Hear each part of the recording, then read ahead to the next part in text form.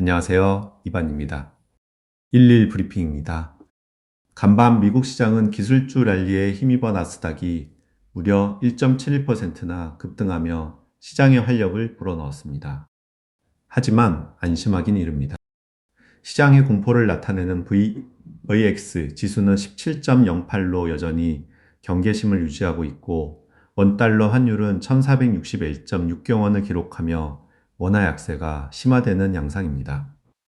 견조한 고용지표는 연준의 금리 인하 기대를 더욱 복잡하게 만들고 있으며 이는 공격적인 투자보다는 신중한 접근이 필요한 시점임을 시사합니다.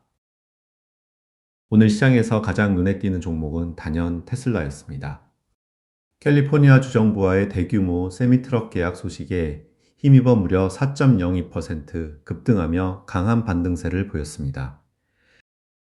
다만 원 달러 환율은 1461.6경까지 오르며 수출 기업에는 긍정적이지만 전반적인 수입 물가 상승 압력은 여전합니다. 나머지 종목들은 화면을 참고해 주세요.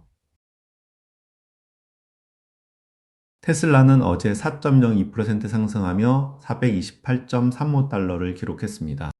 이는 캘리포니아 주정부와의 1억 달러 규모 370대 세미 트럭 계약이라는 대형 호재와 함께 중국, 한국, 독일 등 3개국에서 동시 판매 신기록을 달성했다는 소식이 긍정적인 투자 심리를 자극한 결과입니다. 기술적으로도 50일 이동 평균선을 회복하며 단기 상승 모멘텀을 확보했습니다. 하지만 사이버 트럭 바퀴 이탈 리콜 이슈와 높은 밸류에이션에 대한 우려는 여전히 존재합니다. 오늘의 테슬라 뉴스 채널에서는 중국, 한국, 독일에서의 판매 신기록 달성을 테슬라 주가 상승의 진짜 이유로 분석하며 글로벌 시장에서의 견고한 수요를 강조했습니다. 오늘의 핫 이슈는 바로 미국 고용 지표의 강세 지속과 이에 따른 연준의 금리 인하 기대감 약화입니다. 최근 발표된 견조한 고용 데이터는 미국 경제의 펀더멘털이 여전히 강력함을 보여주지만 동시에 연준이 금리를 인하할 명분을 빠르게 소진시키고 있다는 분석이 지배적입니다. 이는 시장의 유동성 공급 기대감을 낮추고 향후 통화 정책 방향에 대한 불확실성을 증폭시켜 투자자들에게 신중한 접근을 요구하고 있습니다. 유튜브 채널 박고미TV에서는 ISA 만기 자금을 연금 계좌로 전환해야 하는 4가지 중요한 이유를 설명했습니다. ISA 절세 투자를 연금 계좌로 이어서 할 수 있고 추가 세액공제 혜택은 물론 필요할 경우 자금을 인출할 수 있는 유연성까지 강조했는데요. 장기적인 자산 증식과 세금 혜택을 동시에 누리고 싶다면 꼭 참고해 볼 만한 내용입니다.